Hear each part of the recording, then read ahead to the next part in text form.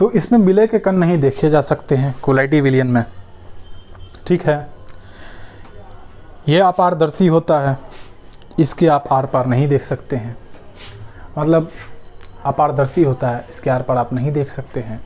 कोलाइडी का कण जो होता है वह ट्रू सॉल्यूशन से बड़ा और निलंबन से क्या होता है तो छोटा होता है। निलंबन में कण बहुत बड़े होते हैं, कोलाइडी में उसकी अपेक्षा थोड़े छोटे होते हैं और जो ट्रू सॉल्यूशन होता है उससे बड़े होते हैं, ठीक है।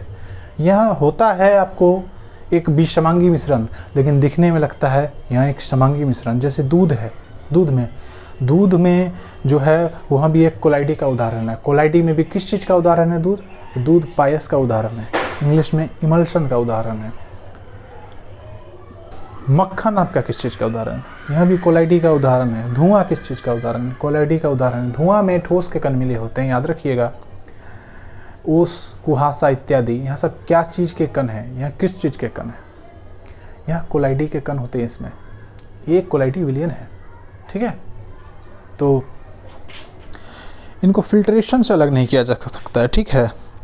इसको सेंट्रीफ्यूगेशन मेथड से अलग करते हैं। कोलाइडी, जितने भी कोलाइडी होते हैं इसको सेंट्रीफ्यूगेशन से अलग किया जाता है, यानी कि अपकेंद्रण बल से। सेंट्रीफ्यूगेशन यानी कि अपकेंद्रण बल से।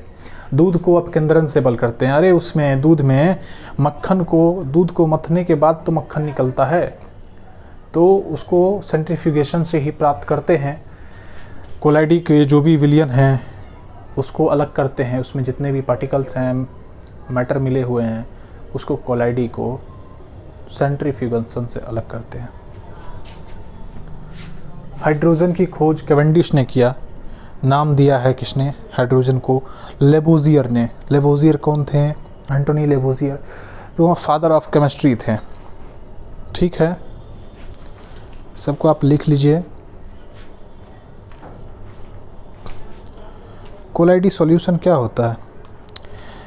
इसमें सॉल्यूट होते हैं। सॉल्यूट जो है वो डिस्पर्स्ड फेज में होते हैं और सॉल्वेंट जो है डिस्पर्स्ड मीडियम होता है, यानी कि प्रक्षेपित अवस्था और प्रक्षेपित माध्यम। पानी क्या है? प्रक्षेपित अवस्था भी हो सकता है, माध्यम भी हो सकता है। जैसे कि पानी की प्रक्षेपित अवस्था में है, उसमें पानी क्या है? प्रक्षेपित अवस्था या प्रक्षेपित माध्यम है? तो पानी प्रक्षेपित अवस्था है, ठीक है। माध्यम उसका हो जाएगा हवा। गैस में पानी मिला हुआ है। बादल क्या है? बादल भी क्या है? बादल आपका बादल, ओस इत्यादि सब कोलाइडी के उदाहरण है। इसमें प्रक्षेपित अवस्था पानी हो जाएगा। बादल जब बरसता है तो प्रक्षेपित अवस्था इसमें पानी हो जाएगा, और आपको हवा जो हो जाएगा, गैस हो जाएगा, वहाँ हो जाएगा प्रक्षेपित माध्यम। मक्खन, जैसे कि मक्खन है, मक्खन क्या हो जाएगा? मक्खन क्या हो जाएगा? दूध क्या हो जाएगा? दूध क्या हो जाएगा? दूध इमल्सन है, इमल्सन का उदाहरण है, पायस का उदाहरण है। मक्खन क्या हो जाएगा? द्रव है। इसमें द्रव क्या है? प्रक्षेपित अवस्था, द्रव कम मात्रा में है। और याद रखिएगा प्रक्षेपित माध्यम जो होता है वह प्रक्षेपित माध्यम, डिस्पर्स्ड फेज जो होता है, ठीक है, वो डिस्पर्स्ड फेज कम होता है लेकिन माध्यम अधिक होता है, ठीक है। डिस्पर्स्ड मीडियम अधिक होता है, प्रावस्था कम होती है, यानी कि आप उसको सॉल्यूट ले सकते हैं। जल मक्खन में कम होता है और ठोस के पदार्थ अत्यधिक होते हैं। वहाँ भी एक कोलाइडी का उदाहरण है, पनीर इत्यादि, यहाँ सब कोलाइड के उदाहरण हैं, जिसमें जल कम होता है और ठोस अधिक होता है। आपको ठोस और ठोस के कुछ मिश्रण होते हैं, वो भी कोलाइड होते हैं। चमकीले टाइप के पत्थर जो होते हैं वह भी कोलाइड्स के ही उदाहरण हैं, ठीक है। तो इसको आप लिख लीजिएगा, और इसका मैं एक चार्ट आपको इसमें लगा दूंगा, एनसीईआरटी का है, तो आप देख लीजिएगा इस वीडियो में कि कोलाइड के कुछ उदाहरण हैं, उसको नोट कर लीजिएगा कॉपी में। एनसीईआरटी के चार्ट हैं कोलाइड्स के, कि क्या चीज़ में क्या मिले हैं, जो सॉल्यूट है वहाँ किस चीज़ में, कौन सा सॉल्वेंट में मिला हुआ है, एरोसोल क्या होता है। तो देखिए धुआं है ना, धुआं, गाड़ी का धुआं, उसमें गैस होता है, उस गैस में कुछ ठोस के कण होते हैं, ठोस के कण घुले होते हैं गैस में, ठीक है। तो क्या हो गया? कम मात्रा में ठोस, वहाँ हो गया आपका विलय। पानी क्या हो गया? हवा क्या हो गया? धुआं में, वो हो गया आपको गैस, वो हो गया प्रक्षेपित माध्यम, यानी कि सॉल्वेंट, विलायक, ठीक है। तो इसका मैं चार्ट लगा दूंगा, अत्यधिक महत्वपूर्ण है, इसको लिख लीजिएगा आप, ठीक है। आगे बढ़ते हैं। कांच को गहरा नीला रंग देने के लिए कोबाल्ट ऑक्साइड का यूज किया जा सकता है, इसको लिखिए। कांच को नीला रंग देने के लिए कोबाल्ट ऑक्साइड का उपयोग किया जाता है। लूनर कास्टिक जो होता है वहाँ वोट के इंक में यूज होता है लूनर कास्टिक का। मिल्क ऑफ मैग्नीशिया का पीएच जो होता है वहाँ 10 होता है। याद रखिएगा 7 से ऊपर जितना भी होगा ना, वो मैं तो एसिड बेस सॉल्ट में पढ़ाऊँगा। पीएच स्केल का खोज सोरेनसन ने किया था, लेकिन पीएच जो है वहाँ 7 से लेकर के जितना भी ऊपर होगा ना, वो सारा का सारा क्षारीय होगा, ठीक है, यानी कि बेसिक होगा। तो मिल्क ऑफ मैग्नीशिया जिसको एंटा एसिड भी बोला जाता है, वहाँ आपको क्षारीय प्रकृति का, जिसका पीएच 10 होता है। 7 से कम वाला जितना होगा वो सब का सब आपको अम्ल होगा, ठीक है। सलाइवा जो होता है मनुष्य का, सुबह उठने से पहले वहाँ अम्लीय प्रकृति का होता है। 6.8 के आसपास उसका पीएच होता है और बाद में उसका पीएच 7.4 के आसपास या 7.4 प्लस हो जाता है, यानी कि क्षारीय हो जाता है खाना खाने के बाद। ये लिखिए, साबुन जो होता है वो साबुन का रासायनिक सूत्र क्या होता है? 2 तरह के साबुन होते हैं, ठीक है। साबुन में एक होता है आपको सोडियम हाइड्रोक्साइड होता है, साबुन का सूत्र यही होता है। खाद्य संरक्षक, जैसे खाना उना को संरक्षक करने के लिए कुछ केमिकल मिलाया जाता है, उसमें सोडियम बेंजोएट का प्रयोग किया जाता है। सोडियम बेंजोएट का प्रयोग किया जा सकता है खाद्य संरक्षण में, और सोडियम मेटाबाइसल्फेट का भी प्रयोग किया जाता है। सोडियम बेंजोएट और सोडियम मेटाबाइसल्फेट का प्रयोग किया जाता है।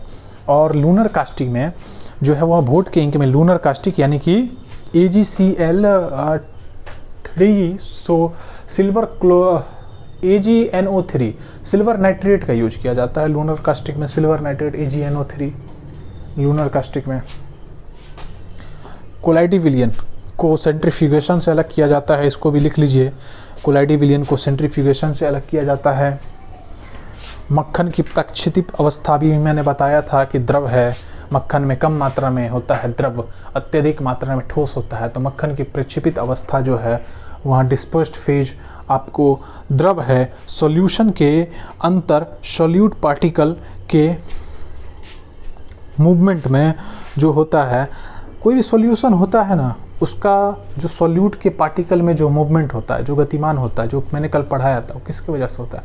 उस मूवमेंट का नाम क्या है बताइए? पिछली क्लास जाकर के देखिए, अगर आपको याद नहीं आ रहा है तो। ब्रोनियन मूवमेंट होता है किसी भी सॉल्यूशन के अंदर में, सॉल्यूट पार्टिकल के मूवमेंट को ब्रोनियन मूवमेंट कहा जाता है। सोडियम की खोज किसने किया था? हम्फ्री डेवी ने किया था। सोडा वाटर का खोज किसने किया था? उसी ने किया था जिसने ऑक्सीजन का खोज किया था। किसने किया था? प्रिस्टले ने किया था। सोडियम का खोज किसने किया था? सोडियम का खोज हम्फ्री डेवी ने किया था। सोडा वाटर का खोज किसने किया था? सोडा वाटर का खोज उसी ने किया था जिसने ऑक्सीजन का खोज किया था। क्या नाम है? प्रिस्टले। सोडियम का खोज किसने किया था? हम्फ्री डेवी ने। सोडियम का खोज हम्फ्री डेवी ने किया था। सॉल्यूशन के अंदर सॉल्यूट पार्टिकल के मूवमेंट में ब्रोनियन मूवमेंट जिम्मेदार है। यह तो आपको मैंने बता दिया। रॉबर्ट कोच ने कोलस और टीबी के जीवाणु की खोज की, इसको भी लिख लीजिए। अर्नेस्ट हैकल जो है वह फादर ऑफ इकोलॉजी है। परमाणु शब्द ग्रीक दार्शनिक डेमोक्रेटस और लुसिपस द्वारा दिया गया। सबसे पहले डेमोक्रेटस ने ही दिया था और लुसिपस का भी आप नाम लिख सकते हैं। रदरफोर्ड मॉडल में गोल्ड फॉइल का उपयोग किया था। देखिए, मैं जब एटॉमिक स्ट्रक्चर पढ़ाऊंगा तो इसके बारे में मैं बताऊंगा कि रॉबर्ट रदरफोर्ड ने गोल्ड फॉइल पेपर का यूज किया था, जो 1000 एटम इतना मोटा था जिससे अल्फा रे को गुजारा गया, और 12,000 अल्फा रे में एक अल्फा रे उसी माध्यम से वापस आ जाता है जिस माध्यम में वह गई थी, टकरा कर वापस आ जाती है। 12,000 किरणों में एक अल्फा किरण वापस आ जाती है। तो मैं बताऊंगा कि रदरफोर्ड ने यहाँ बताया कि इलेक्ट्रॉन जो है वहाँ वृत्तीय पथ पर चक्कर करता है। इलेक्ट्रॉन कुछ परमाणु में कुछ जो होते हैं वहाँ आपको धनावेशित कण होते हैं, जैसे न्यूक्लियस, न्यूक्लियन, प्रोटॉन और न्यूट्रॉन इत्यादि। सब कुछ मैं बताऊंगा। रदरफोर्ड मॉडल बताऊंगा। कब दिया गया था? 1911 में दिया गया था। डाल्टन का 1808 में दिया गया था। थॉमसन का 1904 में दिया गया था, और 1904 के बाद 1913 में दिया गया था नील्स बोर का मॉडल। ठीक है, तो ये सब कुछ मैं आपको एटॉमिक स्ट्रक्चर में पढ़ाऊँगा, क्या था, कैसे था। प्लम पडिंग मॉडल क्या था, जिसको आप वाटरमेलन मॉडल भी कह सकते हैं, सभी कुछ मैं एटॉमिक स्ट्रक्चर में पढ़ाऊँगा। ठीक है, आज यहाँ लिखिए आप कुछ तथ्य जो मैंने लिखाया है वो लिखिए। ग्लास जो है ना अतिशीतित द्रव्य होता है, इसको भी लिख लीजिए। पायरोसोलाइट, साइलोमेलेन, ब्रूनाइट, मैग्नीज का अयस्क है। पायरोसोलाइट, साइलोमेलेन, ब्रूनाइट, मैग्नीज का अयस्क है, लिख लीजिए। पायरोसोलाइट, साइलोमेलेन और ब्रूनाइट मैग्नीज का अयस्क है। अगली क्लास जब हम करेंगे तो यहाँ पढ़ेंगे कि संतृप्त विलयन क्या होता है, असंतृप्त विलयन क्या होता है, और अति संतृप्त विलयन क्या होता है, यानी कि सैचुरेटेड, नॉन सैचुरेटेड और सुपर सैचुरेटेड विलयन क्या होता है, और सुपर सैचुरेटेड विलयन को आप असंतृप्त कैसे कर सकते हैं, संतृप्त कैसे कर सकते हैं, और संतृप्त को असंतृप्त कैसे कर सकते हैं। अगर ठंडा कर दिया जाए सुपर सैचुरेटेड को, अति संतृप्त विलयन को, तो वहाँ संतृप्त विलयन बन जाएगा। गर्म कर दिया जाए तो, और संतृप्त को गर्म किया जाए तो असंतृप्त बनेगा। असंतृप्त को अगर ठंडा कर दिया जाए तो संतृप्त बनेगा, और संतृप्त को और ठंडा कर दिया जाए तो अति संतृप्त बनेगा। यानी कि अति संतृप्त को गर्म किया जाए तो संतृप्त, संतृप्त को गर्म किया जाए तो असंतृप्त बन जाएगा। और क्या होता है ये, इसको मैं अगले क्लास में डिस्कस करूँगा। आज के लिए इतना ही। ठीक है, जय हिंद।